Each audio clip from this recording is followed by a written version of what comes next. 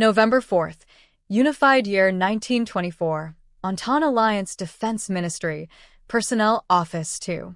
A man in the Entente Alliance Army's Type 2 dress uniform was receiving a new rank insignia from his superior officer in the Army Personnel Division, who wore a smile plastered over his face like a mask.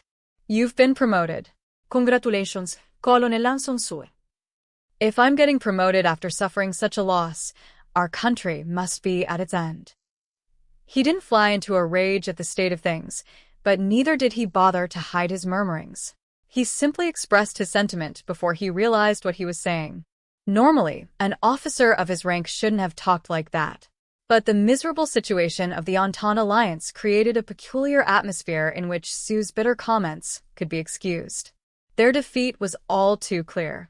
The kind of fall that was guaranteed to come. Of course, there was still some hope. But in a room full of people who understood their circumstances and could see where they were headed, optimism was in laughably short supply. Now then, here's your new insignia. We expect a lot out of you, Colonel. And that was why the people who fully comprehended the gravity of the situation were already exhausted.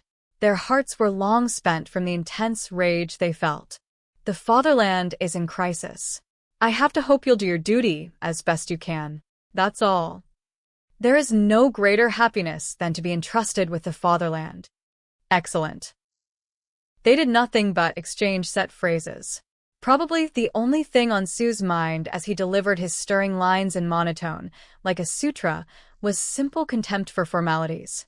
Since the leadership's choices have been so grievously bad, aren't the duties we soldiers can actually fulfill rather limited? It was for that reason that Sue was miserable. His only reaction to the impassioned commotion caused by mobs of citizens frantic to save the nation was the extreme fatigue on his face. He saluted according to protocol and left the room with a gait that grew even heavier when he saw the excited young volunteers, brimming with love for their country, forming up before marching out. They're so innocent, eager to go to battle, but what can they even do when they finally arrive? How disappointing!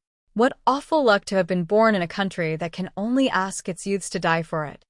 A patriot would cry. They were supposed to protect their fatherland. They should have been proud of it.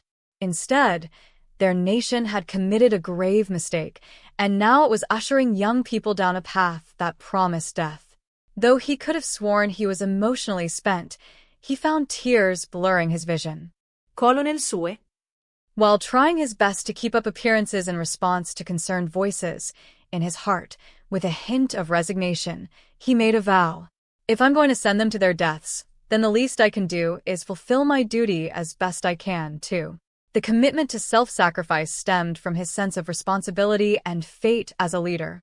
If the youth are going to sacrifice themselves for the fatherland, then there at least has to be someone to accompany them down that path, an adult who will fall beside them. He was grimly determined. How could I let them die alone? Even so, as the young men paraded proudly down the road, he couldn't stand the sight of the anxious-looking women carrying children in the crowd of people bidding them farewell. Thinking of those who were left behind, he prayed for salvation and nearly cried out, anyone at all, please end this nightmare. If there was a hope he could cling to, it was that the Republic or some other great power would maybe, just maybe, show up in the nick of time to save them. Then the Entente Alliance might have a chance to escape total collapse. But can it really? Having thought that far, Sue sneered at the futility of clinging to a wish that couldn't even convince him. He knew they were well and truly cornered, with no way out. They were supposed to protect their fatherland, but it was already ticking down its final days little by little, like an hourglass. In the future lay inevitable ruin. Facing downfall, he could only stand still, tormented by a sense of helplessness. His resolve to share the fate of the fatherland was unwavering. Nonetheless, when he thought of what hardships would befall the people when they lost their home country, he could only shed tears of grief. Wait. It must have been the workings of fate that made him realize something at that moment. Just because a country was destroyed didn't mean its people had to be. If they couldn't protect their homeland, they at least had to let its citizens escape. Even after the state was broken, mountains and rivers would remain. Yes, countries fell, but they were made up of people. Perhaps they would have a chance to rebuild their broken home. If they saved the people who would become the seeds, they could dream of a day when the field of the fatherland would bloom once more. It would be a difficult journey. Times would be hard. But this wouldn't be the end. There was the hope of rebirth. A homeland is more than territory. As long as home existed in the hearts of its people, this wasn't the end. He had to help as many fellow citizens escape as possible. Surely, that was the great cause worthy of dedication for a soldier of a failing nation. No, it was the one and only way of sacrificing oneself that a soldier who had sworn to protect the fatherland could be proud of. Here it is. Yes, I found it. With a shout so full of hope and purpose you would never have thought the speaker had been on the brink of despair just moments earlier, Colonel Sue made a vow. I'll never let anyone destroy thee, O fatherland. This country was his family's home. He was a father, even if he hadn't been around his child much. Though he regretted that, and it was a bit late to start caring, he swore to leave his wife and daughter a future. Though it was immodest, he wanted to be glad he could use the military connections he hadn't paid much attention to until that moment. Meanwhile, the new Entente Alliance counselors, with traces of difficult-to-conceal resignation and contrition in their gloomy expressions, groped for a way to flip the hourglass back over as time slipped away. Nobody had foreseen the start of open hostilities with the Empire. Everyone present had been appalled upon hearing the news. Why has the fatherland done something so reckless? When they came to grips with reality, and left by the wayside ideologies and the illusion that this was the way things should be, it was clear that the Empire was going to pulverize the cheeky little contender snapping at it. Though the gears of destruction had ground to a halt briefly due to the Republic's surprise attack, the situation had definitely not improved for the Entente Alliance. On the contrary, the Principality of Dacia, after their warriors' fanfare that sounded like music to the councilors' ears, had been wiped off the map in the span of a few months. The overwhelming military might of the Empire and the pathetic final days of the upstart challenger. To anyone with a heart, this was a nightmare come to life for the Entente Alliance. In the midst of all that, the new councilors, despite their fear, were doing everything they could think of to maintain the front and continue the resistance. Now then, I've got some good news for you, gentlemen. It's only a stopgap solution, but we've begun coordinating with our allies. As he read the announcement to the other 9 counselors in the meeting room, Foreign Affairs Counselor Abençal was a little excited by the first good news in a long while. Diplomacy had fallen into chaos ever since the war started, but he finally received a favorable reply. Ever since the Republic had entered the war, he had been going around apologizing to all their allies and begging for assistance, and finally someone replied. The Republic had stepped in, fearing the collapse of the Empire's encirclement following the Entente Alliance's reckless move, but between the stalemated front and a huge number of casualties, its attitude rapidly soured to the point that the Republic barely even gave the Entente Alliance the time of day after Dacia got involved, addressing them with openly cold contempt. What the nation wanted to say was clear. Your heedlessness is the cause of this catastrophe. A Republican diplomat had made that remark to Abençal under the influence of alcohol, but those words said it all. That's fine, but all the Republic really hopes for is someone to lessen their burden on the Rhine front, no? Because they knew exactly what the Republic was truly after, what should have been good news instead left the 10 counselors in a hollow mood with low expectations. At most, the Republic hopes to take some of the heat off themselves by having us continue fighting on a second front, they thought. Councillor Kaiser, your apprehension is reasonable, but the Republic is worried about a repeat of Dacia. You mean they're worried that if we fall, the Empire will turn its full energy on them? I see. Well, isn't that a wretched thing to hear? Army Councillor Kaiser shrugged, seeming offended at being treated like a second Dacia, but his arguments weren't very persuasive given how much he had hoped the Grand Duchy's entry in the war would lessen the Entente Alliance's own burden. Councillor Abençal, surely that isn't all? No, excuse-me. In addition to the Republic, it appears the Commonwealth will send over some manner of assistance. At least, there is consensus among the great powers that they would like to stop us from being completely annihilated. Foreign Affairs Councillor Abençal had trailed off, but at the urging of an older counselor, he presented some good news about a sympathetic neutral powers foreign policy. The Entente Alliance would receive a helping hand from another nation, in addition to the Republic that wasn't happy with the prospect of the Empire expanding its influence. The Commonwealth, known for its excellent naval forces, was concerned by the Empire's sudden expansion on the continent, so it had decided to take the first step toward joining the battle. Its plan was to maintain the balance of power, not much more than an excuse, but that was why they could be trusted from a realpolitik standpoint. Oh, the friendly Treaty of Londinium again? Though we're the ones who broke it. Despite thinking it was probably a good thing, there was no way anyone present could be genuinely happy to accept the help. Any member of the Entente Alliance leadership who was familiar with how the other powers felt about them, given that they had broken the treaty, could understand that the Commonwealth had offered half as an insult. So, what are our options? After analyzing the Dacian War, the Republic told us they worry our rear regions are underprotected. Unlike the Republic, forced into a head-on clash with the Empire, the Entente Alliance was using its topography and climate to maintain its front. But in reality, what allowed the Entente Alliance to just barely hold was that the Empire didn't consider it a serious threat and was treating it as a side project. I'm envious of countries that have power to spare. We've got nothing left. The Interior Counselor commented on the disparity in national strength, which was truly massive. In fact, simply going at it with just one of the Empire's army groups required the majority of the Entente Alliance's resources to maintain the troops on the front lines. For now, we have made units stationed to fend off any attempts at incursions in the rear. They should at least be able to handle most things before it becomes a serious problem. The Entente Alliance was on guard against surprise raids deep in their territory, but so far nothing major had come up one of the leadership's few comforts. The most they expected was a gamble by an Imperial Cavalry Brigade to destroy Entente Alliance railways or an airborne operation by a handful of aerial mages.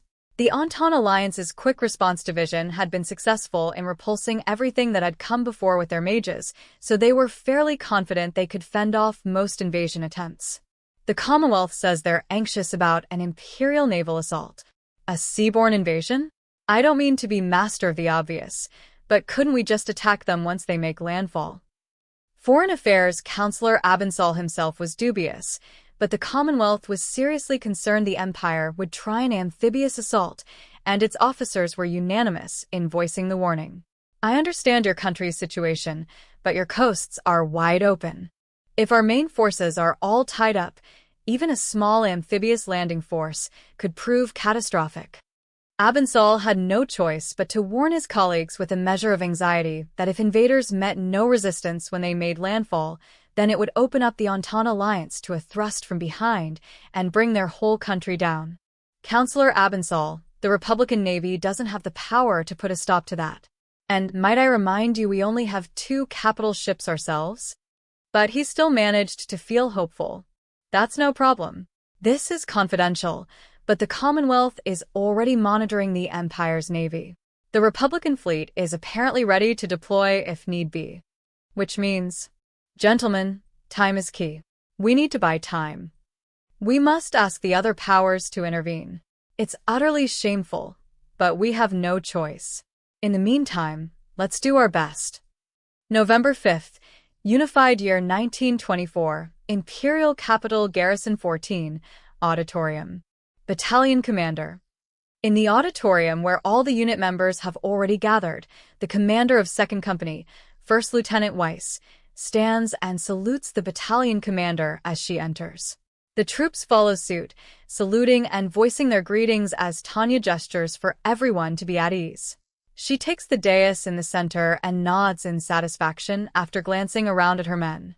I think you've already heard, but the 203rd Aerial Mage Battalion has been given transfer orders. We're going to Norden. Man, that's exactly what I don't want to do, but I don't let my opinion on this injustice show on Tanya's face. Right now, it's all hidden with that particular tone officers use to keep their emotions unreadable, but I sent a dozen complaints in writing to Lieutenant Colonel von Lergen about how much the military has been overworking Tanya. Rest and joint training for 4 months, plus 2 months of basic training to improve the recruit skills. The unit should have had 6 months of deferment. It was no small shock to have the unit declared trained and ready for deployment after their combat exercise in Dacia. Running my gaze over the troops from the platform, I can understand how it was possible to see them as a disciplined unit brimming with confidence. With their field gear perfectly polished and their feet all lined up as if they were towing a ruled edge, they do seem elite. But the 203rd Aerial Mage Battalion isn't as ready as the General Staff might want to believe. They have so many weak points remaining that it's enough to give Tanya a headache as their commander. First, as exemplified by Lieutenant Weiss's misstep in Dacia, most of them are still operating on an obsolete version of common sense, even if only partially. Of course, it's true that after their baptism by fire, their understanding had changed so dramatically it wouldn't be an exaggeration to call it a Copernican-level revolution. It was almost like Paul's conversion. Tanya could practically bless them and inform all that they were on the right path. But that's still nowhere near good enough. Naturally, the General Staff expects us to bring to Norden the same skills and quick thinking that we showed off in Dacia, so we need to be ready. On Tanya's face is a smile of anticipation, but it feels so forced. Well, that makes sense. This unit has never been through a tough fight. There are too many examples from history of game dogs who only just learned the sweet taste of victory and turned into a pack of cowed mongrels with a single loss. No one is weaker in the face of adversity than purebred elites, which applies to Tanya as well. Gentlemen, be proud that you've finally been given a chance to overcome a trial of fire and iron. No army can win forever. Even the USA, despite boasting that it would bomb its enemy back to the Stone Age, was long traumatized by the nightmare of guerrilla warfare. It dispelled the trauma momentarily in the Gulf, but when it got overconfident, the result was Iraq.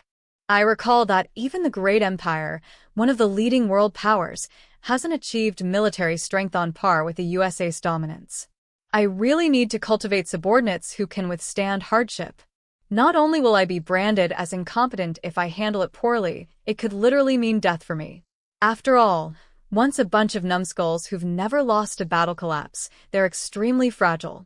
An army with a broken spirit is simply a mob. Even with magic technology, it's not as if soldiers can be miraculously imbued with an iron will to fight, although somewhere in my heart, I'm sure that's what a certain mad scientist and his cohorts are trying to accomplish. That said, at present, all I can do is manage as best I can with the cards I've been dealt. My salary is looking better, and considering my raises on top of that, I need to work at least as hard as I'm getting paid. Gentlemen, Dacia was nothing but a live-fire exercise. Now it's time for the real war you've all been thirsting for. The best part is probably that a whiff of war fever is coming off most of her hand-picked subordinates. Under normal circumstances, of course, there would be nothing good about that at all, but the moment a unit has to go into battle, that trait becomes more than welcome. Give your all for His Imperial Majesty the Emperor and your fatherland. Never forget your duty. Yes, ma'am. Their magnificent reply satisfies her for now. In terms of personnel management, it can be necessary to remind them that their duty is commensurate with what they receive, but this time, given their reactions, there doesn't seem to be any need. Of course, I can't let my guard down. It's for the Empire that everyone seems so attached to, and for myself. Yes, I'll have them properly serve the apparently beautiful and respectable Emperor as well as the fatherland. Luckily, my subordinates are strong, so in a worst-case scenario, they can be my shield, too. It's too bad they're so obsessed with fighting, but for the most part, they're still talented enough mages that I want to work with them. Good. Now we'll hear the notice from the General Staff. Lieutenant Weiss. Of course, I'll have my deputy explain the details. After all, that's why the Empire and every other country established a system with adjutants and vice commanders. Mom. As you've already heard from our commander, this unit will serve as a mobile battalion. According to the notice from the General Staff, the 203rd Aerial Mage Battalion will be deployed in an entirely different way than being assigned to one of the army groups, as would be standard. We are the first unit created specifically as a mobile battalion. Naturally, it's safe to assume that there will be plenty of experimenting, and that will be expected to bring back a lot of informative reports. Due to our status as a unit the General Staff can deploy without coordinating heavily with an army group first, We won't be picked on much as long as we can live up to their expectations. In other words, be an easy-to-use independent unit that promptly tackles any mission entrusted to us, and will have no problems. Yes, though it hasn't been explicitly stated, we've been given de facto autonomy. To put it another way, we'll be constantly shuttling around via interior lines. The general staff's working us like a team of harnessed draft horses. Rejoice. Apparently, they've prepared some carrots for us. I don't know what the exact perks will be, but I predict the general staff will do all they can in terms of salary increases and chances for promotions. Whether it will be enough for her men is another question. Well, laughing was probably all the troops could do, who would happily go to war for a perk or two. The officers and generals might see a modest raise, but the rank-and-file soldiers don't get much in terms of special rewards. It honestly isn't a very good proposition considering they're putting their lives in danger. Of course, if a free market system were in place, it would be up to each individual to decide whether it was worth it. In that sense, the conscription system is outrageous. The Empire drafts people like Serebryakov who might be even slightly useful because the nation doesn't have the resources to fully attend to its citizens' rights. Tanya herself had no other option than to volunteer for the military for much the same reason. I would prefer it if they switched to a system of voluntary military service as soon as possible. Or let me resign this very instant. Of course, only if I can still collect on my civil servant and commissioned officer pensions. Tanya shakes her head slightly to clear out the extraneous thoughts, then gestures to Weiss, who is looking at her questioningly. She indicates that there's nothing to worry about, and has him continue. Battalion, attention! The way the room quiets down the moment he shouts is extremely satisfying. At least they're disciplined enough to follow instructions properly. Then again, of course soldiers should be able to do that much. Carrots or not, even horses aren't lucky enough to eat for free. Lieutenant Weiss almost seems like he's lecturing the soldiers as he insinuates that the unit is expected to produce results. Watching him talk to the troops is gratifying. I adjust my evaluation of him upward in a mental grade book. My vice commander isn't half bad. No one likes meaningless expenditure. A racehorse is expected to win, a farm horse to plow, a stud to pass on his genes, and the workhorse earns its keep through pure labor. If the vice commander can understand that and explain it to others, he's a keeper. Of course, we need to prove that we're capable of handling a bit of work. I've never particularly wanted to be a horse, and I wouldn't want to risk my human dignity by thinking I'd want to be cultivated.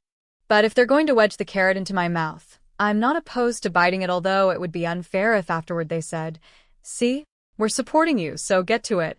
We'll be assigned to a mixed group drawn from the Eastern Army Group and the Southern Army Group, but we're going to be under Northern Command as a unit dispatched from Central. Political dignity as a concept is honestly ridiculous. Perhaps political decisions that are considered without looking at the issues logically show its limitations. Then again, the dictatorship of an emperor or nobles can be just as terrible. Even democratic forms of government falling into the hands of mob rule may be due to latent defects within the system. Humans truly are political animals. It's possible that animals that have no honor are far more rational than any human. Of course, this might just be a misunderstanding, since we haven't yet confirmed whether animals understand the concept or not. The General Staff wants us to test new combat tactics in the north. While listening to Lieutenant Weiss's explanation, the essence of the message echoes in Tanya's mind. This is a test. In any case, we belong to the General Staff, and no army group on the front can order us around directly. Basically, we're a unit the General Staff can send on missions without interference from the regional armies. I suppose all we can do is reconcile ourselves to our duty and follow our orders to put on a show. I feel like a circus monkey being forced to perform for other monkeys. You could call it a species of abuse. The only difference between me and the monkey is that there are countless protection groups dedicated to preventing animal cruelty. There is no organization that would shout that's abuse. When it comes to imperial soldiers, I'd like the people who cry animals are not your food. 5. To spare a thought for us. 2. People may be political animals, but we're still animals. I guess this is better than the pity of paternalists, though. And so we've got to show them that we can work well enough in a group to go picnicking. We're stuck with orders to go up north to try some new stratagem for the General Staff's Operations Division. This isn't really a mission that I want. It's the same as being sent on a pointless business trip due to company hierarchy. And talk about wasting time and resources. New tactics or whatever are generally just novelties. They can't be trusted. And on the off chance there is an element that turns out to be something we could implement, how much trial and error will we be forced to do before it's usable? Tanya hasn't said much about it to anyone, but I can only think that someone thought this up after noticing her service with technology and the instructor unit. Anyway, putting that irritation on display won't get her anywhere. She nods benevolently at Lieutenant Weiss, who is looking at her for permission. Today at 1800 hours 6, we'll begin a long-range maneuver toward the supply depot. Company commanders, after everyone is dismissed, we're having a meeting to decide the flight plan. While watching them trying to get down to business in meeting, I decide to throw out a few words instructions, I guess. Soldiers love these kinds of formalized interactions. Let's just say that not only do I disapprove of this waste of time, I can't sincerely appreciate this prioritizing mental intoxication. Of course, as a member of the organization, there's no good reason for me not to participate. That's where Tanya endeavors to string together some sort of advice. Sorry to interrupt while you're enjoying your chat, but I have some quick news. It was a truth that people at company commander level should have already picked up on. Though it was only an unspoken doubt at this point, if they knew it, their units would have a different outlook. It wasn't a particularly confidential matter. The Great Army may have pulled out, but it's strange that the fighting in the north hasn't settled down yet. According to military standards, the Entente Alliance isn't considered a major world power. The fact that it's able to qualitatively compete with the Empire, on any level, implies that they're receiving aid from somewhere. Needless to say, its ally the Republic has already given it a formidable helping hand, so there is no doubt that the majority of the support is from there as well. The real crux of the problem is whether those that claim neutrality are intervening. Of course, these bystander countries deny any participation on a national scale, but they're silent whenever the possible existence of voluntary armies comes up. The participation of at least a few countries like the Federation and the Commonwealth is certain. To begin with, the Entente Alliance is dramatically less capable than the Empire when it comes to the national strength that can be devoted toward total war. Entente Alliance mages alone shouldn't be able to put up such stiff resistance. Its troops' ability to fend off the Great Army while holding steady against the pressure of the regional Imperial Army group speaks volumes to the amount of aid they must be receiving. That's the reason why even Tanya's battalion is stuck going on a picnic despite the Dacia situation not being quite settled yet. So there has to be something going on. In other words, someone is poking their nose where it doesn't belong. Commander? Lieutenant Weiss was on his way out of the room when he changed color. He must have had some idea what she was saying. It annoys me, but he's right that there are things that can be said aloud, and some that can't. But considering the situation, it's better to have Tanya's subordinates in on this from the beginning. Lieutenant Weiss, this is just my guess. A personal take on things. Well, for now, I'll stay quiet about the supposedly neutral Federation. I don't mean to stir up unnecessary trouble. It could affect my career, and I wouldn't want to invite the fatal misunderstanding that I can't be discreet. Still, the troops are relaxed from their easy win in Dacia, so it feels like Tanya has to brace them for what's coming. Well, gentlemen, I just mean to say that I don't know if it's the Republic, the Commonwealth, or some other nation, but someone is definitely interfering. It really pisses me off that some other party is joining in. It's faithful enough to the principle of raison d'etat that it makes me sick. Simply put, it's actually a very rational decision. From the point of view of the other powers, it's a standard move to protect their national interests. Surely the people of the Commonwealth and the Republic can rest easy knowing they have heads of state who take security seriously. So, compared to the Commonwealth and the Republic, which conduct themselves as proper political animals, the Entente Alliance, which starts a war on an impulse, is even more irritating. What in the world is so fun about picking a fight with the Empire? Are its leaders just addicted to war and love it so much that they can't help it? Well, if that's the case, maybe that's why the Republic has to help out its game dog after pitting it against the Empire. Still, It's a surprise world-class players even pay attention to such a remote nation. Usually territories short on resources and potential concessions don't even show up as blips on the radar of powerful leaders. In other words, we're going on a nice hiking trip with the whole world watching. It's significant that we're heading to a battlefield that has every nation's attention. The general staff are wagering the nation's dignity on a swift victory, so they must want to win badly. We also have to bear in mind Supreme Command's desire for an outcome that demonstrates the Empire's superiority as much as possible. In any case, failure will not be tolerated in the slightest. We can probably expect some sort of disciplinary reprisal if that happens. In order to avoid falling into ruin, we have to be model Imperial mages. So, despite my deep reluctance, to the battlefield I must merrily go. Otherwise, it'll be interpreted as lacking the will to fight. In reality, I have no love whatsoever for war, so I have to do everything in my power not to be suspect. So, great news, right? You guys get it too, don't you? They seem to pick up on my look. This is the best. To think the General Staff would provide us with an opportunity to shine so soon. I was just feeling like a skiing trip.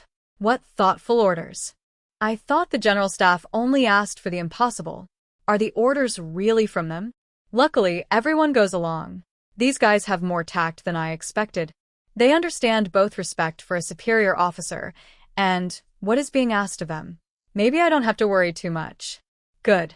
Well, that's where we're at, troops. We've been given the opportunity, so we're off on a trip up north. Am I pulling off the I can't wait for combat look?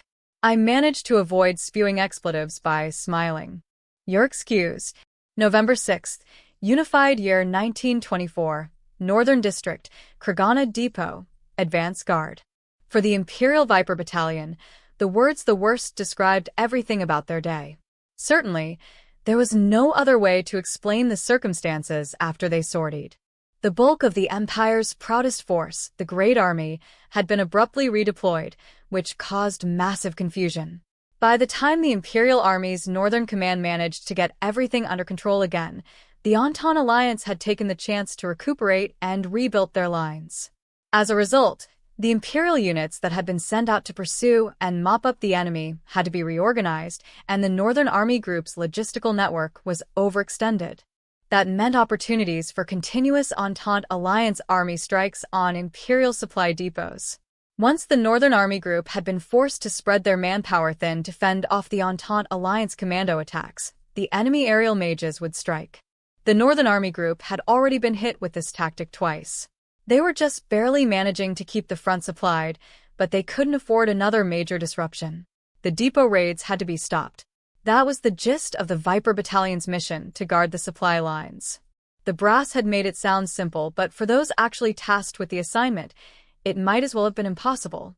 Although the Entente Alliance's total mage strength was less in absolute terms, it had total freedom in deciding when and where to attack.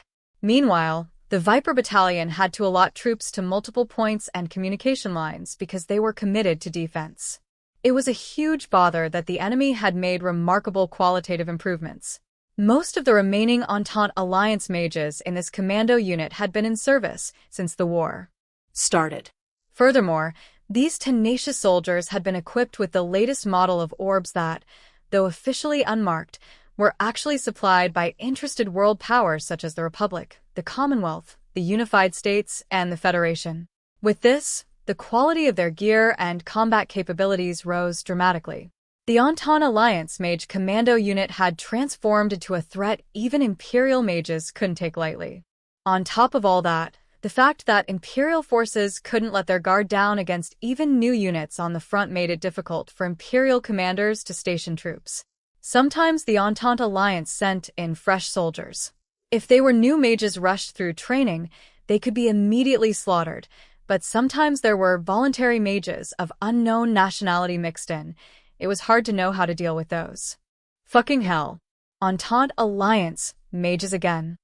As a result, despite outnumbering their opponents on paper, the Imperial mage units on the defensive were suffering from local numerical inferiority. The Viper Battalion skill was fairly standard for an Imperial Army unit. Compared to others in the district, they were veterans with a good amount of combat experience, and as usual in the Imperial Army, they were well trained. There was no reason not to label them as a first-rate combat unit. So the fact that they were outnumbered by a fearsomely powerful enemy unit could only mean the situation was terrible. This is sooner than we thought. Why did Intel say we had nothing to worry about? Information regarding the skill level and equipment possessed by the average Entente Alliance mage had been passed on to Viper Battalion, so they were ready for the qualitative improvements, the disciplined fire, and other tactical measures their opponents had taken that made them a greater threat than before. But despite the force's upgrades, according to their data, the Imperial mages should still have been superior on an individual level. That's why they were confident they could defend to some extent, even if they were outnumbered. They figured with airspace control holding the sky, they could overwhelm the enemy with their individual abilities. A little numerical disadvantage wouldn't beat them. So they wanted to curse intelligence as the ones responsible for the phoned-in report. They could explain it away as the fog of war, but the ones who suffer are always the troops on the front lines.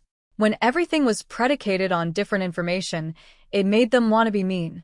He blossomed red upon shielding a subordinate who had carelessly maneuvered into the enemy line of fire. Luckily, his flight was only momentarily disrupted, and he soared across the sky in an evasive maneuver. He must have managed not to black out. There was no immediate threat to his life, but as far as the soldier could tell, it was a serious wound. As his buddies covered for him, maintaining coordination, what crossed their minds was the notion that output strong enough to penetrate an Imperial mage's defensive shell didn't come from standard Entente Alliance equipment. In spite of their grim suspicions, they cast formulas one after the other. Even when the Entente Alliance unexpectedly made it a three-way fight, the mages of the Viper Battalion were fulfilling their duty thoroughly. I messed up. Sorry, 02. The rest is up to you. Understood, Commander. 07 and 13, you two have reached your limits. Fall back with him. 02 had taken command, so he quickly shifted mental gears. Their commander wouldn't be able to continue fighting, but he needed an escort to retreat, so the only option was to assign soldiers who were exhausted or heavily injured to go with him. They hadn't expected this to be such a tough fight, but the enemy was also wearing down. All we have to do is defend, he encouraged himself. But it pained him that their battalion was down to half its original strength. A company's worth of mages had already retreated. Another half a company's worth had been shot down and were still lying on the ground below, down to half strength, and their enemy was still raiding their supply depots, though the fight should have been wearing them down, too. Their determination was extraordinary. CP, 7, do you read me? This is 01. Command of the Viper Battalion has changed hands. CP, Roger. Viper 02, do you read me? Of course, there was tension in the CP radio operator's voice. The company they'd sent ahead was already combat ineffective. Almost all their anti-air gunners who were supposed to be a powerful deterrent against mages had already been evaded. Behind those, the only defense the supply depot had was the temporary anti-air gun emplacements established to provide direct support fire. Maybe they could do a little intercepting, but there was no way they could handle a large-scale assault. No problem. This is Viper 02. The commander has been seriously wounded, so I'm taking over. What should I do? I want to take my time to think of a way to handle this. If God exists, he's a real asshole. CP, Roger. Got some bad news for you. The Surface Observer Squad spotted 2 company-sized groups approaching from the northeast. Seems like they're definitely headed your way. Reinforcements? How the hell do they have any left? Viper 02 took off his receiver and screamed.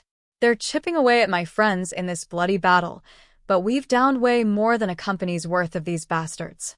And yet, 2 more companies were closing in on them. A little math was all it took to see that the Entente Alliance was pitting a regiment's worth of mages against a single supply depot.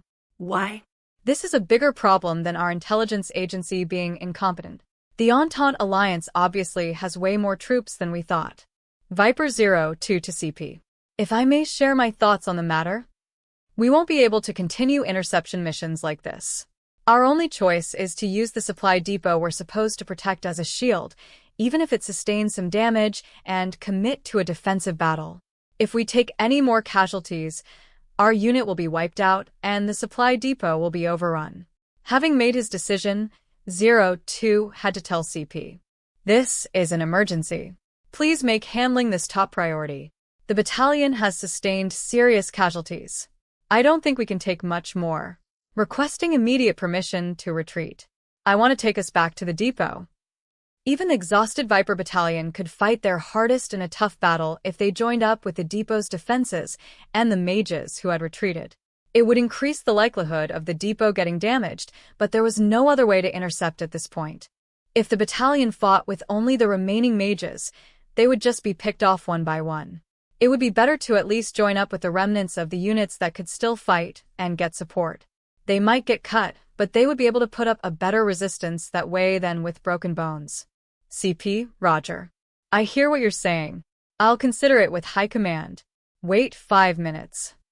Under normal circumstances, 5 minutes would be wonderfully efficient.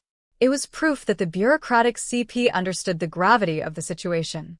But even if he should have been happy for the prompt assistance, as someone on the front lines, he had to think, 5 whole minutes? 300 seconds. How many times would they have to evade and counter while waiting them out? Please respond as fast as you can. The vanguard is already beat. In a brawl like this, the vanguard always had to face the enemy the longest. They were already so worn down they could barely fend for themselves as individuals, much less perform as a unit. Even if they set up for a protracted defense, they wouldn't last long. Just staying in the air was a huge burden for them now. Only someone who had experience knew how hard it was to dodge formulas. Anyhow, they had no choice but to hold out until they got permission to retreat. That was the right mindset, but it wouldn't be that easy. Lieutenant, multiple aircraft at 2 o'clock bombers, came the half-screamed report from his subordinate on guard. Ack. The worst guys show up at the worst times. Mechanical birds that were comfortable flying at high altitudes and could carry a huge amount of explosives a human could never manage. They had almost never been spotted on the northern front. Bombers. How high? They're at 9,500. His question contained a sliver of hope, but the response was cruel. It sent a chill up his spine. 9,500 feet. That was too high for a mage, but low for a bomber. At that altitude, they could also bomb targets to some extent. Naturally, they had sturdy armor. And a bomber unit under pursuit from mages could shake them off with no trouble by leisurely climbing to a higher altitude. Between the huge altitude gap and their armor, intercepting bombers was too hard a mission for mages. That was why the aerial units that specialized in interception always fought the air supremacy battles. But with a mere mage battalion, they didn't know what to do. Intercept the bombers while fighting 2 battalions? That was the definition of an impossible order. Viper 02 to CP. It's urgent. This is CP, Viper Battalion. What is dash? We've spotted multiple bombers.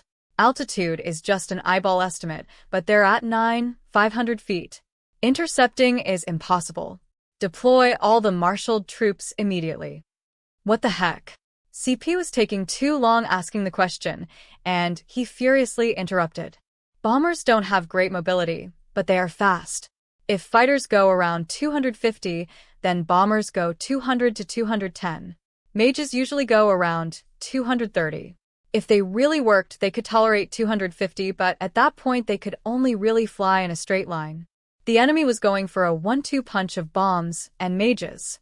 The methods to deal with that were certainly limited. This enemy was awfully crafty and capable. Bombes. Tell me how many and what direction. 2 o'clock from our perspective. About 20. It was only 20 planes, but getting bombed in this state would entail more than a little damage. It would be a disaster if they lost the winter fuel stockpile. The troops on the front would have a cold time. Surely their opponent knew that. That's why they'd brought out not only mages but bombers as well. This was what it meant for worse to come to worst. CP, Roger. Can you intercept them? He suppressed the urge to shout how. They're too high, and we still haven't eliminated the enemy mages. We can't really use long-range sniping formulas right now.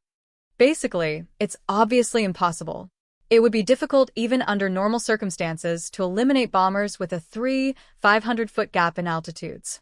If they were operating fully manned and employed. Disciplined fire, maybe, but that was about as much of a chance as they had. Intercepting them while dogfighting enemy mages was unfeasible. We definitely want to avoid Kurgana Depot getting bombed. We can't put up a fight if we're all dead. CP seems to want to rely on us, but the impossible is impossible. There are things that can and can't be done, and we're doing our absolute utmost. The voice of the Viper Battalion leader couldn't help but become sarcastic and even a bit resigned as he replied with pride. It seemed like no matter what they did, they would be wiped out. So are they going to tell us to brace for annihilation and resist? My interest is purely sarcastic, but boy, even I'm getting pretty philosophical. Maybe I should get ready to die. It happened just as he thought that. Roger. What? Really? A whisper, then a shout, then a flurry of voices. Something was happening at the command post. CP? What's going on, CP? CP to Viper Battalion. Fall back immediately. The awaited retreat orders came down in a tone that brooked no argument, but he never imagined they'd get them like this. What the hell happened? We have permission to retreat? I appreciate it, but is everything all right? Rejoice, you have reinforcements. A battalion is rushing over from Sector B3. Once you join up with them, you'll be under their command. Reinforcements? What woodwork did they suddenly come out of? This late in the game? If we had reserves, why did we end up in this struggle? Reinforcements? That's news to me. If we had extra troops, what were we waiting for? They were dispatched from Central. Call sign Pixie. The operator ignored his attitude and simply conveyed the information. If it was a unit from the Central Forces, they must be getting caught up in the fighting as soon as they arrived. It was likely they had shown up ahead of schedule, and command thought, great, before throwing them right in. And you should be happy. Their commander is named. He forgot his grudge in spite of himself and nearly whistled in amazement. Wonderful. That's absolutely fantastic. A battalion of reinforcements and a named. It's like the Harvest Festival and Christmas both arrived at once, and we got this terrific present. If I could, I'd open a bottle of champagne and welcome them with a toast. Viper 02, Roger. Those are some fancy reinforcements. If we're getting that kind of quality backup, then yes, I see why we were granted permission to retreat. I want to shout hooray, but I do wish they could have come a little sooner. At that last thought, he realized humans rescued from hopeless situations tend to expect an awful lot, and he winced. Well, he knew it was completely unreasonable, but he still had the nerve to think that if the reinforcements had come earlier, his battalion wouldn't have had to suffer so much. Add some fighters, and it'll be perfect. There probably wouldn't be many, but he was sure they would scramble some to intercept before too long. His mouth naturally relaxed into a grin at the prospect. It was such a load off to know that the enemy would be crushed one way or another. When will the fighters be taking off? They were judged to be unnecessary. The unexpected response stunned him. Fighters? Unnecessary? Huh. He wanted to ask what the radio operator was talking about. Don't worry about it. Just hurry and meet up with your reinforcements. At the same time, Northern Army Group HQ. The staff at Northern Army Group headquarters were staring at the map of the war at a loss, and that was when they got news they didn't really want to hear. The Deputy Director of Operations in the Central General Staff had gone out of his way to come and deliver the notice in person. It might have been central interference, but the wording was simple. We've dispatched reinforcements. Don't touch them. The damned General Staff. Why do they think they can go around meddling in frontline business? The complaints of the high-ranking officers of the Northern Forces that it was insulting were unsurprising. After all, they finally thought they were getting support from Central, but the moment they had managed to accommodate the hastily deployed Great Army, most of it was transferred abruptly to the Western Front, and they were left in disarray. It was only human nature that anyone stuck enduring unnecessary hardships in that chaos would want to give Central a piece or two of their mind. According to the report from the observation post, a battalion-sized group of aerial mages was indeed rapidly approaching. Well, that certainly is a nice batch of reinforcements. Seeing as they were sent immediately after we requested them, they're apparently serious about being a response team. But Central giving us reinforcements and then telling us not to touch them is overstepping their bounds. Well, maybe they gave us really elite troops. Even so, from another perspective, this is an opportunity for the Central Army to pay us back. It pulled out the Great Army before the battle was completely decided. Those guys are proud they won't come bowing in apology. Although he wouldn't go as far as to accuse them of taking advantage of Northern Command's current issues. They were probably thinking to cancel out the debt. Are they trying to make us feel indebted to them? But don't touch them? That takes some nerve. Yeah, I can't believe they said that. And if they were trying to make us feel indebted, the Northern supply depots are in trouble. Do they realize that the already poor logistics framework for the Northern Army Group could completely collapse? They're talking pretty big considering the Northern supply lines are in crisis. I wish I were that confident. You could even call that warning arrogant. He made his spiteful remarks without thinking, but from someone in the thick of it, it was the natural response. Then came even more dumbfounding news. We just got a telegram from the 203rd Aerial Mage Battalion. This is the Pixie Battalion. Ah. A telegram from an incoming battalion of reinforcements? Normally, they would report their call sign, and that would be all, but for some reason the radio operator was hesitating. It's fine, read it. A suspicious staff officer urged him on, and he finally continued. It says, "We don't require assistance. Have the Viper Battalion retreat immediately." We don't require assistance? The Viper Battalion has been intercepting up until now, but they want it to fall back? This went past impressively confident to overly confident. There were 2 mage battalions and bombers out there reinforcing the enemy side. It definitely didn't seem like an attacking battalion fresh off a force march could handle it on their own. They were supposed to put their units under a commander who didn't understand that. That was simply out of the question. We can scramble fighters to intercept at any time, right? Every hangar is on standby. One word, and we can send them out. A few staff officers began quickly developing their own interception plans. Even if the time they had to climb was limited, fighters scrambled from the surface should be able to contain the bombers. Originally, they were outnumbered and needed a way to deal with the mages, so they were grateful for reinforcements, but perhaps it would be smart to stop the bombers on their own? Shouldn't we use them? This situation is plain bad. Well, it's an order though. Doing anything more would be. He swallowed the words acting without permission, but they embodied the worried staff officer's fears. The control unit got a read on the Pixies. 48 signals. Speed 250. Altitude. The control unit on watch detected the incoming Pixie Battalion. The reported speed of 250 kilometers per hour was virtually the maximum. If they could fly that fast and still maintain formation, it indicated they were highly trained. That's awfully fast. And what about the altitude? The staff officers were starting to feel like maybe they could count on this backup and asked for the altitude data. They're at 7,500? No, they're still climbing. Are you sure? They aren't fighter planes, you know. Lessons learned in combat made 6,000 feet the common sense limit. Maybe the data said the record was 8,000, but it was hard to trust that until they saw it in an actual battle. The theoretical values the engineers talked about, and the values a frontline unit could achieve, were of completely different importance. The members of the class known as soldiers were always suspicious of new frameworks, weapons, and technology. It was healthy skepticism given their lives depended on whether the things were usable or not. And that was why, in one sense, they had no choice but to be humbled by what they were witnessing now. That was the weight of proof in combat. No mistakes. The Pixie Battalion is currently at 8,000 feet. They're accelerating. 300. Just as unbelievable was the jump in speed. A unit flying in formation toward combat on the front lines was at virtually the same speed and altitude that the tech tests had achieved. If the data was real, it would indicate skills on a whole new level. Is it true? If it was, this battalion's performance was in such a realm of its own that it would render all the existing units obsolete. Are those control unit readings accurate? I don't see any other abnormalities. Everything's operating normally. The same unbelieving expression rose to all the staff officers' faces.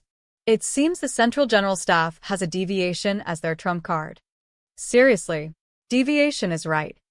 The only thing they could say was that they were glad this battalion was on their side. Commonwealth Voluntary Army Frontline Command. It's named. It's a named who was spotted in the West. We've got an individual Matchets, the devil of the Rhine, the observer cried out in surprise, and the entire HQ focused on him for a moment. The named they weren't even sure existed had appeared. The one who flew casually through the death zone. The one who single-handedly slaughtered a company. The one could use interference formulas, so powerful they distort space. When their contact in the Republican Army had given them the intelligence, they'd laughed it off thinking it was too early for April Fools, plus he'd been drinking. It was true the Empire had superior technology and tactics, but they'd thought this was beyond impossible. Their analysts had said she was a sort of battlefield legend. Though they respected the Republicans and wanted to avoid outright denying the claim, they figured she was at most a phantom generated by the chaos of the battlefield. The gossipy officers had whispered that sort of thing, questioning whether this named even existed. But now if their own observer was detecting her in real time, they needed to reevaluate the data they had tried to forget like a bad joke over a nice cup of tea. She's real? I thought the Republicans were just daydreaming. Misunderstandings weren't uncommon. If you took every confused soldier's report at face value, you'd join the ranks of the insane from the paranoia. Thus, the Commonwealth officers who had realistically deemed her either a false report or at worst some kind of mass hallucination had to leap for their machines. Some jumped for receivers to wake up the analyst squad. Others promptly notified High Command. We've identified the signature. There's no mistake. She's heading this way. Then multiple observers succeeded in identifying her. They had input the pattern half wondering if it was even real, but now they had a match. An individual might misreport, but the conclusion reached by multiple precise observations made by several observers wasn't likely to be wrong. At this point, they had to acknowledge that she was real. The enemy reinforcements are a battalion-sized group. We have no record of this unit. Add to that the signal of a group containing numerous unknown signals. Judging from the scale, it had to be a battalion, maybe even an augmented battalion. If the mana inclination didn't resemble any existing records, that meant the Empire had deployed new mages. The fact that there was almost no overlap with the Republic's library from the Rhine front had to indicate that the Empire had as many reserves as ever. Apparently, despite the muddle, they could still produce a new unit led by a named. I'm surprised they're sending out a new unit when they already have so much pressure on the Entente Alliance. You think it's the unit from Dacia? Most of the fighting is over there, so they could probably afford to transfer them. Aha. He didn't know who, but someone had said the Dacians couldn't even stand up to Boy Scouts, so certainly an Imperial army named would have no trouble blowing them away. And it made sense to think that if they were free, they would be sent to take care of the impudent Entente Alliance command team and its rampage. We'll take data. You got the recorders running. If it's true, he's a monster who can take out a whole company on his own. Don't miss a thing. The intelligence officer may have been chatting, but he was staring at the data the whole time. This unit had a mana inclination he'd never seen before. And more than anything, he couldn't ignore the actual existence of the rumored named from the unconfirmed reports in the West. If they had so little info on a battalion led by a monster of that caliber, it had to be a failure of their espionage in the Empire. So, he realized, even if he didn't want to, how important objective observation of this new enemy was. Picking up any transmissions? It's no good. They're using an unknown code and protocol. At least, it's not in the library. That was the answer he had expected. Even if they couldn't decipher them, by intercepting and recording wavelengths, they would be able to grasp enemy unit hierarchy and movement. But if all the records they had didn't contain this code or protocol, who was this new enemy? He was keenly disappointed that Dacia had fallen so quickly. They had gone so fast it was no wonder they weren't able to get any data out of the conflict, but he still wished for the impossible. Commander, it's nearly certain they're a new unit with the Empire. There are almost no similarities with existing records of the Northern and Western Army groups. All right. Well, gosh, I'd really like to send up a control unit. Everyone grinned. Even deployed in the frozen north, they hadn't lost their sacred sense of black humor. All of them understood. They didn't need to be told that they were under too much pressure in this war. It was evident that the Commonwealth was wrestling with political restraints at home, which limited its military in ways individual soldiers could do nothing about. God and the devil seemed to be involved somehow, so after a round of curses for each, the officers on site reluctantly accepted their circumstances, resigning themselves to their fate. Yeah, we can't send a plane in, right? We should probably be more worried about whether we'll be able to withdraw with our gear in one piece. Pressure on the Entente Alliance army was gradually increasing. They weren't completely falling apart yet, but that was just it. The only way to describe the current situation was not fallen apart yet. The calmer third-party observer could see that the Empire, without even making this front its main focus, was driving the Entente Alliance to collapse. The Entente Alliance was like a bedridden patient with a serious illness, just barely hanging on. If the situation changed even slightly, it would have a seizure and breathe its last. NGH. Well, for now, alert the front lines. But the CP officers consciously cleared those thoughts from their minds and focused on the tasks before them, shouting instructions into receivers. Determining the enemy's status was a task that involved many difficult elements, but at least the team on the scene was a group of intelligence-gathering veterans. They had been sent out with an eye on future fighting with the Empire. Since the Commonwealth hoped they would gain all sorts of experience and learn a lot in combat, from a national defense standpoint, it was very considerate toward its personnel and had outfitted them well. But I'm surprised. Who'd have thought a battalion could come flying over at 300 kilometers per hour? That's far from what you'd expect. Maybe the apparatus needs tuning after all. So these men chosen from across the Commonwealth's armies were expected to learn from the Imperial Army and master their tactics.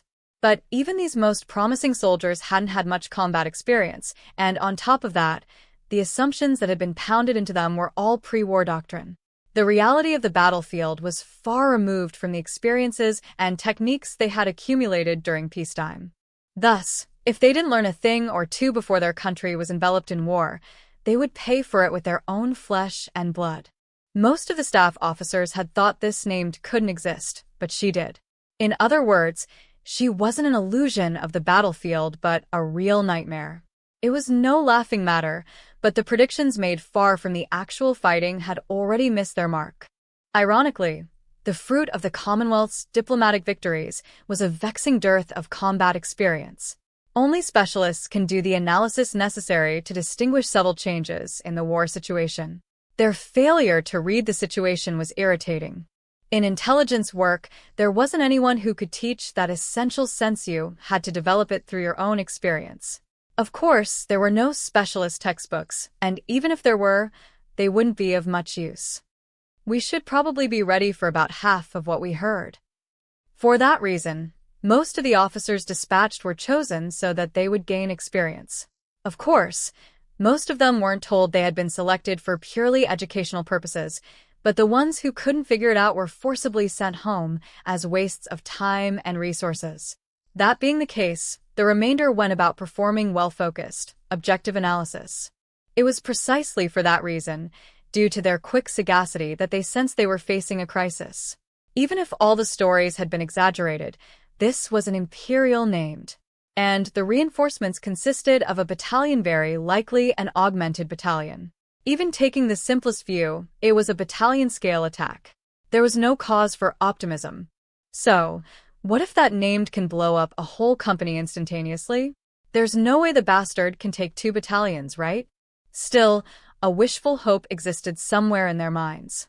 Let's just say, hypothetically, that there was a named who could fight against a company. Even so, numbers can overwhelm strength, so they still had a chance.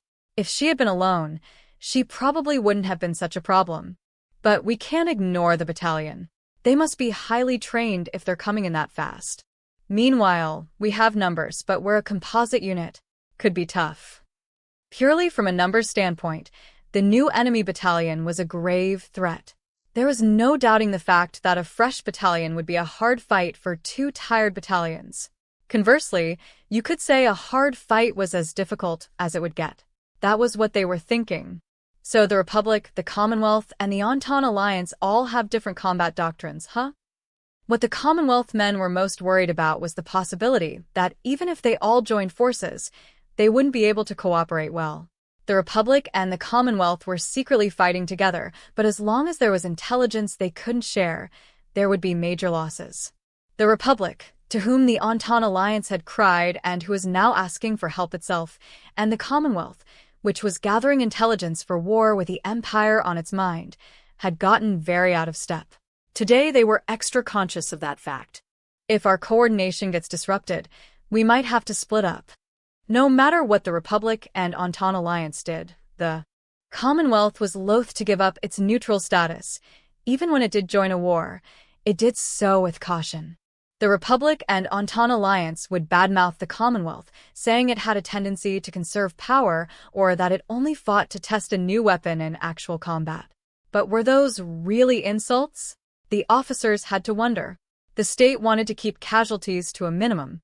It will take some time, but a reorganized battalion might be able to come help. Naturally, the Commonwealth's voluntary army full of soldiers who signed themselves up didn't want to break through if it meant a high number of casualties. After all, they had to buy the indispensable time for their home country to switch over to the wartime system. Though they had numerical superiority, never for a moment did they want to fight head-to-head on a battlefield where a named was coming to meet them. And when she had an Imperial Army unit as backup, it was time to start considering withdrawal, but they couldn't ignore the fact that they had sacrificed so much to disrupt enemy logistics. I guess in the worst case, we'll smash the position using just the bombers? So, accomplishing the minimum goal would depend on the bombers. They were bombing a fuel depot. Even a small number of successful attacks could get them great results. And if they failed, the planes they were leasing to the Entente Alliance were old models that the Commonwealth wouldn't use anyway, something they thought but couldn't say. I'm against that. If fighter planes intercepted, we're liable to sustain more damage than we can brush off. Can't high-speed bombers shake them off? The Republic already tried it and got burned, so I'm against it. In that case, we need to eliminate the enemy mages somehow. We stand a lot to gain from that. I guess we have no choice. They pretended to worry about the bombers for appearances. Really, they just had to make remarks for the record. After all, everyone knew the high-speed bombers they had provided moved dirt slow. The issue is the ability of the named and the unknown battalion. It would be great if the bombers could take care of them. Those were their true feelings on the matter, a boorish hope that the enemy would overexert themselves attending to the bombers. At that moment, fate played a trick on them. They had taken over a simple, hidden Entente Alliance Army control center used for observing the front line over 20 kilometers ahead and giving direction. But they had forgotten something. They had forgotten that 20 kilometers was not much distance at all to a mage. What? For real. There's no mistake. Suddenly the CP officer on control duty jumped up, turned pale, and shouted into the radio. A moment later, a number of other officers stood with equally bloodless faces. This is Alpha Battalion. This is urgent. What the dash? Recommend taking shelter. Kill the power. We're getting traced. Everyone was shouting at practically the same time. I'm getting a strong mana signal from the named. She's rapidly deploying a magic bombardment formula. Then the controllers started shrieking, and the panic escalated. We're getting traced? A warning to take shelter from Alpha Battalion? A strong mana signal? What? She can't hit us from there. Take shelter. Take shelter. A few of the officers kicked aside the idiots who instinctively denied the necessity of the warning, ran for the dugout, and were blown away a moment later. Altitude 9,500, in the war zone ahead of the supply depot. With his glory like the morning sun, he illuminates the darkness. He is born. Praise the Lord. A converging magic bombardment formula. Magic bombardment has the penetration and destructive power of a 28 centimeters gun. The 7-layer control equation that created it scatters and disappears. For an instant, the battlefield shines with a great light, and then the sound of impact roars through the air. Collapse of surveillance waves confirmed. Elimination of enemy observation unit complete. At the same time, a noise-heavy report of the effects comes in from her observer, Lieutenant Serebryakov. Splendid, Major, she adds, and Tanya has to agree. She rarely registers the satisfaction of an attack, but this time she feels it. It goes without saying that she hit her target, and it had to be quite a blow to them. In any case, this fundamental part of any mage battle, eliminating the enemy observation personnel, had gone quite smoothly. The victims were either amateurs or they were awfully confident in their dugouts, but they had been putting out powerful surveillance waves like crazy, so they had been discovered right away. Compared to the Republican Army, which was mainly a passive receiver of waves, they were quite easy to find. Apparently, the Entente Alliance's army continues to be qualitatively inferior. You wouldn't normally actively emit surveillance waves unless you were at a distance in a control unit where you could easily escape, or at least a surface surveillance train. How dumb are they to blithely observe from a fixed position? That's Tanya's judgment coming from experience. It seems luck is with her. She balls her little hands up and enjoys it. Enemy transmissions dramatically increased. Multiple calls from mages confirmed. You must have hit their combat direction center. The report from her subordinate observer only deepens her belief. She has definitely, without a doubt, blown away the enemy controllers. Knowing the implications of that, she triumphantly raises her rifle and crows. Even just looking from a distance, she is satisfied to see the enemy formations begin to waver, an indication of the shock they just received. Okay, we definitely got them, right? Then let's move in. Normally, engaging the enemy in an airspace of their choosing with a numerically inferior force is out of the question. I would stubbornly refuse. But once the enemy's head is blown off, that's a different story. A conservative description of the units fighting in the air would be chaos. The job of maintaining discipline and turning this into organized combat is too big for their frontline commander to handle. No matter how outstanding the commander, once combat devolves into a brawl, it's impossible to keep an eye on the entire situation. There are limits to how much a commander can monitor their unit while engaged in dogfighting. On that point, Tanya is thankful for the Imperial Army's combat doctrine. Its mission-oriented beliefs mean that if an officer has good subordinates, they don't need to hold their hands and show them how to shoot. Of course, the 203rd Aerial Mage Battalion is receiving a minimum of direction, including navigation support, from Norden Control. A war without control is just a crude dogfight between isolated mages. After all, without control to keep the necessary order, you're left with individual mages flying around. Power that can't be harnessed isn't much of a threat. Pixie 01 to all hands. Enemy control has been eliminated. We are lucky the linchpin of the enemy command scheme gave away its position. You never know till you try, so she had thrown out the bombardment and blown them away with ease apparently. Now the enemy is no longer units, but a mob of individuals. Mages without their CP are like a pack of Don Quixotes, each fighting their own battles.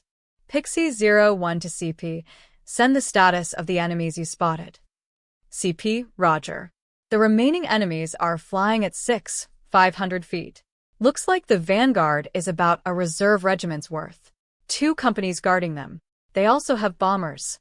No sign of reinforcements. The situation is exactly what it looks like. The only enemies who can engage with us right now are the disheveled troops directly before us. Normally, enemy control would have any number of options how to proceed, like sending the escorts ahead to shore up the disordered vanguard. But now none of them know what to do, they're panicking. Entente Alliance and Republican mages, I've noticed, have a tendency to be overly specialized in group combat. The mages of our Imperial Army's pride, the 203rd Aerial Mage Battalion, who somehow cheerfully survived their hellish training, should be able to overpower them. At the very least, they probably won't hold me back, so I can use them as a shield with no problems. And this time we also have the wonderful addition of enemy bombers. If I take them down, I can expect a raise and other perks according to Air Force regulations. This really is great. Tanya unconsciously gives her lips a vulgar lick. For once, she's in a situation that is virtually blue ocean. It has to be her efforts day after day that have created such a blessed environment. As in Dacia, fate, or the law of cause and effect, or whatever is finally on my side. I'm willing to stick with the hypothesis that being X is evil, but I'm in a good enough mood to argue that a benevolent entity might exist. First, second, and third companies hunt the two enemy vanguard battalions. Fourth company with me. We aren't lacking a necessary cause to act. I'm the commander of the battalion, the one who leads. To put it bluntly, my attitude is more or less maybe I'll end up fighting myself at some point. I can push the annoying job of dealing with enemy units onto my underlings. Or rather, that's what they're there for. I want my subordinates to give it their all so I can think about more important things. The Imperial Army General Staff has invested a lot in these guys. It's not my money, but it is taxpayers' money, so I've done my best to put it to wise use. I don't want to do anything that would make me look inept, and though taxes are a sort of evil, I'd like to atone for it by using the funds in a meaningful way. For that reason, I need to show that the investment was worth their while. Most of all, I don't want to be branded all talk and sent to the front lines as punishment. So I'll leverage my position and make my subordinates do the tough stuff. There's a right man for every job, you know. Since they like war so much, I'm sure they'll be happy to do it. I intend to make my way to the rear with a record of discovering and recommending talent. This is the ideal win-win scenario. It's fair to call it truly wonderful. Fourth company, we're going to strike the escorts and the bombers. After that, we'll go around the back of the other fight and pincer those two battalions. For the time being, I take fourth company as my escort and initiate maneuvers to take the rear. I want to avoid any danger spots, so under the pretense of a detour, I put off some fighting. First, I want to see how they do against my subordinates. If the enemy seems stronger than expected, I'll abort the roundabout sneak attack and head back to assist the rest of the troops. My insurance is all in place. That's it for the battle plan. That said, gentlemen, the Northern Army Group is watching, so I need to show them this frontline commander's fighting spirit. This'll make us look like an army. A resolute commander with a loud voice and an offensive mindset will silence any meaningless criticism. Just look at the loudmouth Suji. He indiscriminately ground down talent, caused a catastrophe, and still got promoted. Though your job is to stop them, you don't have to wait for me by any means. I don't mind at all if you defeat them. If things get bad, I'll use the Suji doctrine to protect myself. For better or worse, after World War II, that guy brilliantly managed to avoid war crime prosecution. Even if I can't imitate his shameless nerve, there are still things I can learn from him. He could have been a corporate warrior who would have forever been waging internal company battles with his demonic drive for promotion. Well, I don't actually want to be that kind of person. This world is rather impossible for good citizens like me. I have shame and a conscience. Also, when we get back, whichever company gets the worst results will have their commander treat the rest of us to a party. I ordered some 25-year-old wine, so fight hard if you don't want to go bankrupt. Thus, I came up with an elegant way to get around socialization expenditures. Associating with one's subordinates is part of a boss's job, but I hate getting my expenses audited for no reason. Take that guy, for example. Suji was really picky about inspecting for improper spending. He would find people's weaknesses that way. What you can learn from that is that armies and companies aren't so different from one another. Improper spending on entertainment will affect your future career. So I'll use my subordinates' money just below the threshold of power harassment.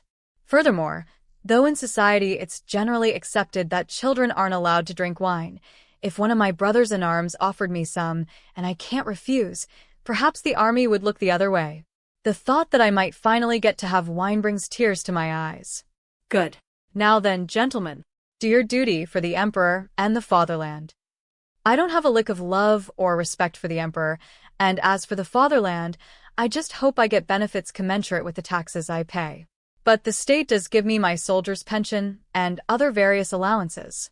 Then again, this place sadly seems to be in the strategic position Germany was in during the First World War. What a tragedy. I feel like I'm at a company guaranteed to go bankrupt. Or like an employee who is going to be worn down to nothing at an office with abhorrent working conditions. There's no way to win here. I'd like to submit my voluntary resignation and transfer to a better company. In the worst case, I would even be ready to bring a labor suit. But betraying the army during a war would come with all sorts of troublesome issues. Who would trust a whistleblower like that? Even if they promise freedom of belief, nobody would want to take on a hardcore leftist activist in a million years. Thinking logically, only an idiot would risk betrayal if the returns aren't guaranteed to be worth it. What's more, it would be difficult to protect myself when I've already done so much killing in this war. My position is somewhat like a sniper's. If the war ends and I can be safely demobilized, that's great. But on the off chance I find myself having to surrender, there's a good chance I'd be shot on the spot. In a word, I'm buying my enemy's enmity at limit up. Let's teach those Entente Alliance mopes and the rest of them a lesson. They don't get it when you only put it in words. Actually, I tried to get them to surrender once, and I couldn't get through to them at all. Hideously enough, they're people without a shred of economic sense. If they like war so much, they should just split their country in half and fight among themselves. But apparently the Republic and the Entente Alliance are really into involving others. Talk about a pain in the neck. They're beyond saving if they ignore the balance between public matters and personal freedom by causing other folks trouble. I'd like them to think a bit about what a nuisance they are to the average person. We're going to bring an iron hammer down on them from the heavens. They're about to learn how powerless they really are. If we can't leisurely attack them from high in the sky, I won't be able to take this. For now, we have the bandwidth to spare, but this really isn't good for my heart. The only time I'm thankful for this little body is when the enemy is aiming at it and having trouble hitting. A wise man once said, "They call bullets slugs because they pack a punch." Well, I don't want to get shot. First, second, and third companies go on ahead. We'll go around and strike from behind. That's why into the most risky situations with the greatest potential for achievement I send the volunteers. Roger. Glory to the fatherland and our commander. I wish you all luck. Well, it seems my subordinates are really starved for war, since we walloped the Dacians. They're more fired up than I imagined they would be. It's a bit moving. They have a consummate service spirit. They're so wonderful that if they weren't so dedicated to the pursuit of the unproductive enterprise of war, I would definitely want to recruit them. It's really too bad. It's this kind of thing that proves the devil's existence. If God existed, resources wouldn't be allotted so improperly. The market principle is the one truth path. Only the market has an invisible hand. Honestly, it's so unfortunate. The world really is made to be difficult. It seems like it'll be a long time before economics works everything out. Fourth company, we're climbing. We're going to go around and attack those two companies that seem like reinforcements. Anyhow, this job is fine. I'll just do what needs to be done. We're an augmented battalion, 4 companies. What that means is we're a battalion plus an extra company. Our battalion will intercept the 2 battalions, and the extra company will take on the 2 companies. What simple proportions. As for where to employ my personal strength, the latter situation is easier. And I want to make it easy on myself, so I'm going with the latter group. There is no greater aim on the battlefield than to defeat the enemy with as little effort as possible. It's all about how comfortable you can make your life. The idea that struggling while you're young builds character must have as much truth to it as a hedge fund advertisement. I think I'll go ahead and build other people's character. Understood. What will you do about the bombers? They're mine. Don't hate me. I'd just like to be an Air Force ace as well as an Army one. Good one. He asked something important, so I made myself clear. I replied casually enough, but I meant it. Though it was a sort of snobby motivation, I read somewhere that it's not bad to show a human side once in a while. Of course, I also read that if you're too snobby, people won't like you. Why is a good person like me so unreasonably tormented by being X and made to fight in this war in the first place? I can't help but lament my fate. But now my subordinates have started to laugh like they've heard a great joke. Finding that suspect, I glare at them and ask what in the world is so funny. You know you have to do it with fighter planes, right? But the answer is simple. Vexingly enough, it seems I've misunderstood the rules. How regrettable that I should expose my ignorance in front of my men like this. What indescribable shame. Really? That's too bad. We should have borrowed fighter planes. I'd almost like to go back and get them. Why don't you? Although, if I go with you, I think I'll end up having to treat the battalion. They must be having a great laugh at my expense. Going back to borrow fighter planes from the Air Force? I can't do that. If I did, it'd be treated as fleeing before the enemy. Death by firing squad. Death by firing squad would be waiting for me. And on top of that, it's not like I can pilot a fighter plane anyhow, so I wouldn't even have an excuse. I have no doubt this bureaucratic system would execute even a young child like me. Isn't there some kind of interest or rights group or even a group with vested interests that would protect me? I couldn't possibly turn my back on the enemy. Well, that's that, I suppose. Let's just finish this up as fast as we can. And then messages from the other units come in. There's nothing better than good timing. I love that my men can read a situation. I'm sure they'll be a great help in getting promoted. This is very good. Sorry, you're definitely going to be treating us. Engage. 25 years. I'll be drinking my fill. Company, forward. Nothing better than having good brothers in arms. Well then, excuse us, Commander. Aarg. Those guys. My apologies, Commander. The atmosphere had completely changed. They were great backup. Even though I had been in human resources, where I didn't have to deal with too many nights out drinking or entertaining clients, when someone is this good, I know in a glance. These guys are definitely cut out to be in sales. I'm sure they have what it takes to handle strategy. What a waste. It really is a shame.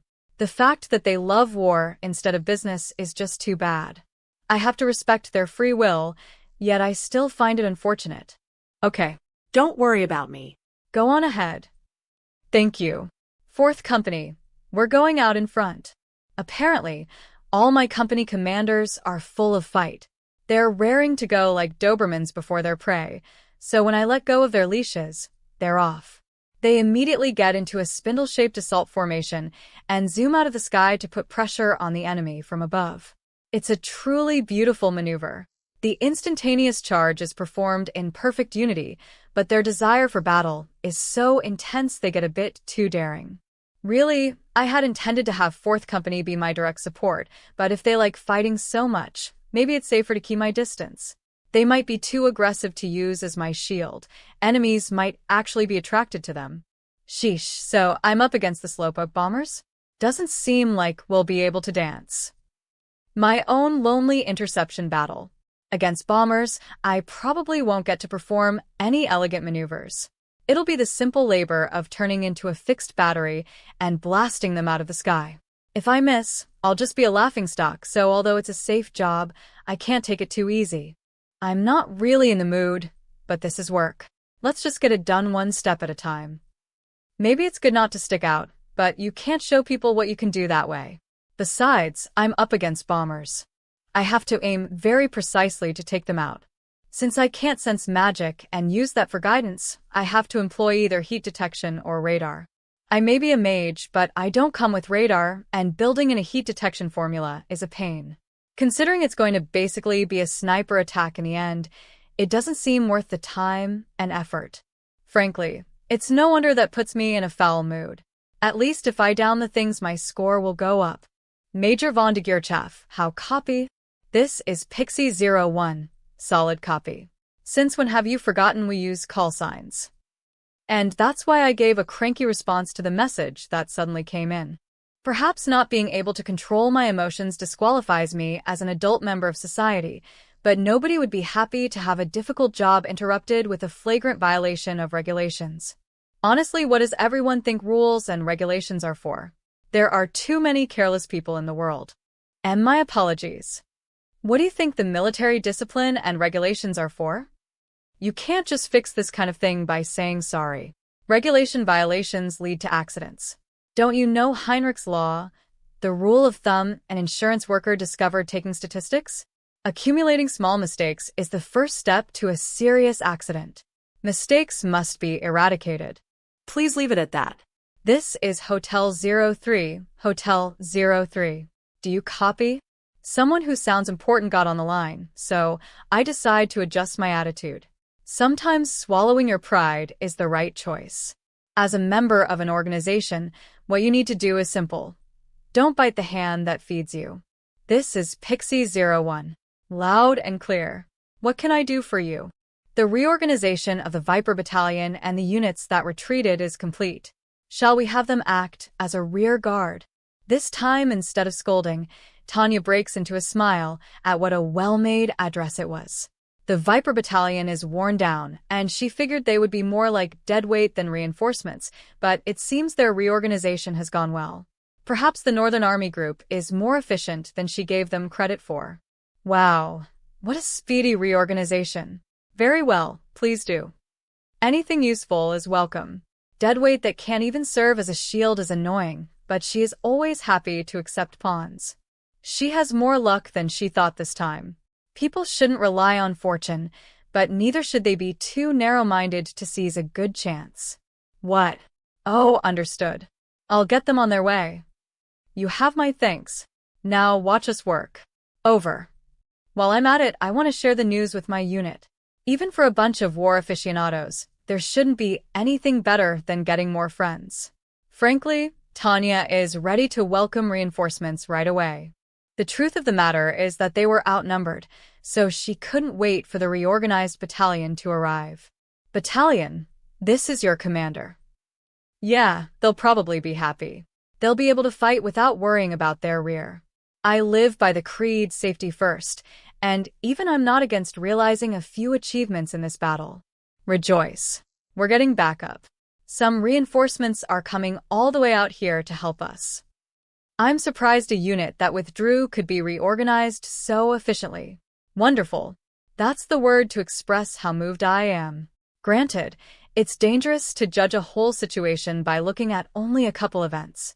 Still, even if the radio operator is inept, this shows his superior officer is on point. The reinforcements will probably be here any minute. Do you understand what I'm saying? Why don't we just take our time and wait for our backup? I can't say that because my will to fight would be suspect, but if I can get them to understand as much indirectly, there would be no problem. Tanya's real intention, as she informs them of the reinforcements, is to change the plan in a big way, from an offensive tactical formation to a defensive one, just like in Dragon Quest. Yes, ma'am. The clipped reply surely means they grasp her intentions. Tanya nods in satisfaction. Now, let's do as much work as we get paid for. November 7th, Unified Year 1924, somewhere in the Entente Alliance. A hospital operated by the Commonwealth humanitarian organization Peace World. The bombers are done for. No support yet. They'll light the light. You whack. We lost the formation leader's signal? Break. They're fast. Put up a wall of bullets. Don't get anywhere near them. Pixie 022 all companies. Charge. NGH. They're past the vanguard. Stop shooting and be ready for a close quarters fight. Mayday. Mayday. No rescue yet. Norden control to all units. Abort the operation. Abort the operation. As of this moment, abort the operation. The bomber unit dash. Fucking hell. The vanguard got savaged.